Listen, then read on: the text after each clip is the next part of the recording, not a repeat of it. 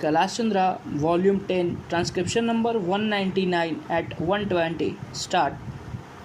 Mr. Deputy Chairman, the middle class is amongst the people hit hardest by the new taxation policy. On the one hand, the tax on their income is on the increase and thereby their income is decreased. And on the other hand, articles of consumption are being subjected to forces which raise their prices. In these circumstances, it will be very difficult for these classes to balance their budget, and the question of their saving anything and their investing their savings for purposes of common good is very problematic. Sir, the middle class, as it is well known, are the backbone of the society.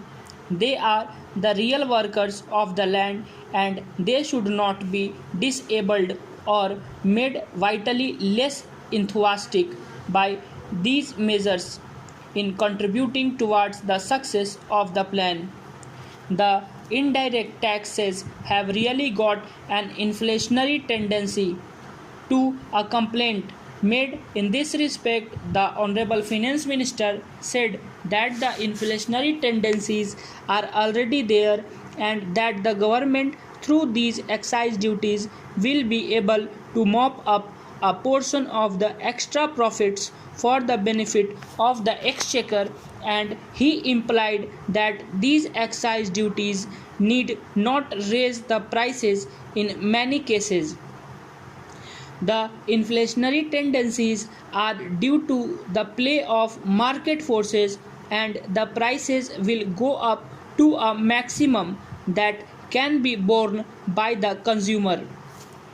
Sir, he seems to have a very tender heart for the inflationary tendency, but I do not know whether the inflationary tendency has got any compunction or consideration for the ability or the inability of the consumer to bear the prices that those tendencies may put up.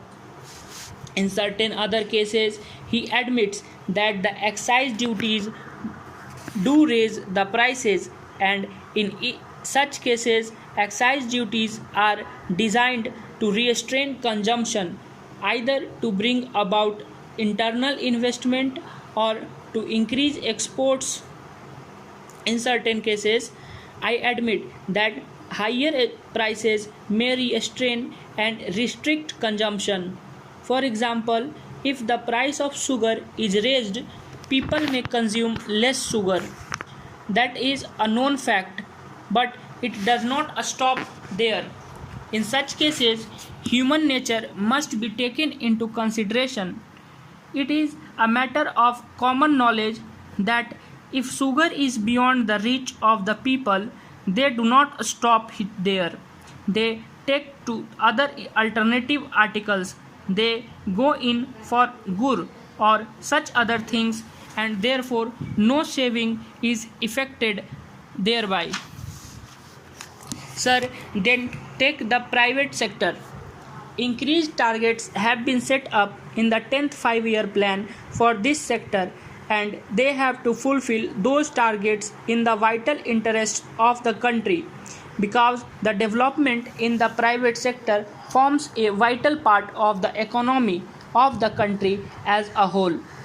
But the question is, under the present proposals of taxation and the conditions that will be created by giving effect to those proposals, how is this sector to find its resources for realizing the increased targets that have been set for it? Everyone, the common man, the middle class person and the upper class man, has to bear heavier burdens under the new taxation policy. The government want to mop up extra profits. They are increasing taxes on income and they cut even into the corpus of the capital through such taxes as those on wealth and expenditure, thereby reducing the wealth already formed through the savings of the people. Under the circumstances, one wonders how the private sector is to find its resources for enabling it to realize the targets set before them. I do not know whether the finance minister has said anything explicit or clear on this matter. If the targets of the private sector are not fulfilled, that will create a grievous gap in the development of the country. What I think is we must frame our plan mainly basing it on our internal resources and work that plan. Side by side with that, we may have another set of projects and schemes which may be executed as and when we get sufficient foreign exchange and foreign aid. Otherwise, what will happen is if we are not clear cut in this matter of keeping internal resources mainly separate from the foreign aid and foreign exchange, we will be landed in difficulties in the middle of the execution of the plan. Then it will be very difficult for the country to get back from the midstream. Then, if we set about to find foreign aid and exchange, the position of the country will have to be compromised in many ways, and that is not good for the country. Now, I want to deal with one or two concrete points which may bring in a sizable amount of foreign exchange to the country. One point is with regard to the export of raw goat skins.